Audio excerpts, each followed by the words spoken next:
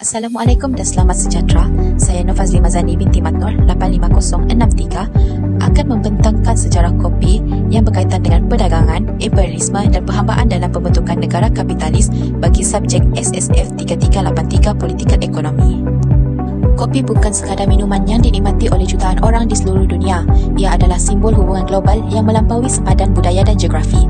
Sejarah kopi bermula di tanah tinggi Ethiopia dan berkembang menjadi komoditi yang memainkan peranan penting dalam membentuk ekonomi dunia. Kopi menjadi medium yang menghubungkan pelbagai tamadun melalui perdagangan, kolonialisme dan sistem ekonomi kapitalis.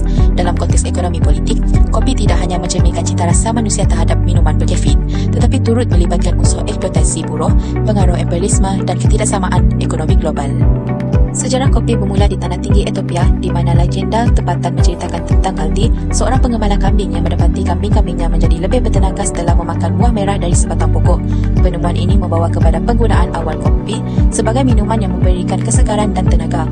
Dari Ethiopia, kopi merebak ke semenanjung Arab, khususnya di Yemen. Di sini, kopi dikenali sebagai kahwah dan menjadi sebahagian penting dalam kehidupan seharian masyarakat. Rumah kopi pertama dikenali sebagai Kafeh Khane, muncul sebagai pusat pertemuan sosial, tempat perbincangan intelektual dan aktiviti budaya. Kopi dan perluasan perdagangan global. Kopi memainkan peranan penting dalam perluasan perdagangan global semasa era kolonial. Permintaan yang tinggi di Eropah mendorong kuasa-kuasa kolonial seperti Belanda, Perancis dan Portugis untuk menanam kopi di koloni mereka di Asia, Afrika dan Amerika Latin. Belanda memperkenalkan penanaman kopi di Jawa, Indonesia, manakala Perancis menanam kopi di Caribbean dan Portugis di Brazil. Kopi menjadi sebahagian daripada sistem perdagangan segitiga yang melibatkan Eropah, Afrika dan Amerika. Dalam sistem ini, barang dari Eropah ditukar dengan buruh hamba di Afrika yang kemudiannya dihantar ke Amerika untuk bekerja di ladang kopi.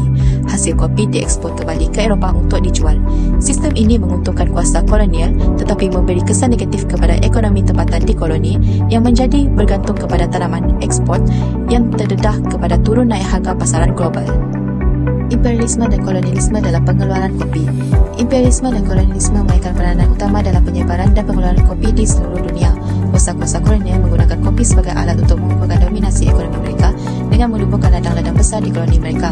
Contohnya di Jawa, Belanda melaksanakan sistem penanaman yang memaksa petani tempatan menanam kopi di bawah kawalan ketat.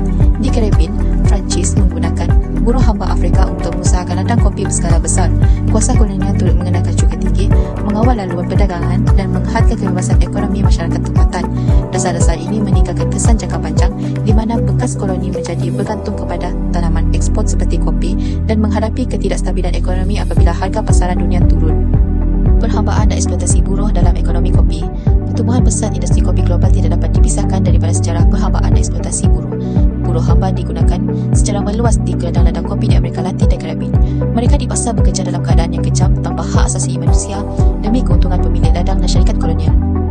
Secara keseluruhannya, sejarah kopi mencerminkan hubungan kompleks antara perdagangan global, imperialisme dan eksploitasi buruh dari asal-usulnya di Ethiopia hingga menjadi komoditi global. Itu sahaja pembentangan saya kali ini. Sekian, terima kasih.